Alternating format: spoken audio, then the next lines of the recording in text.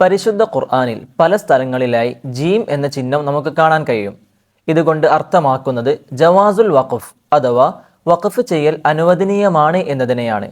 എന്നാൽ ഇവിടെ ചേർത്ത് ഓതൽ കൊണ്ടും കുഴപ്പമില്ല. ഒരു ഉദാഹരണം നോക്കാം.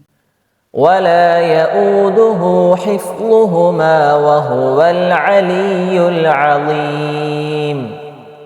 ولا يؤوده حفظهما وهو العلي العظيم.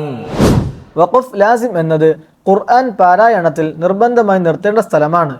ഇത് സാധാരണയായി മീം എന്ന ചിഹ്നം കൊണ്ട് സൂചിപ്പിക്കുന്നു.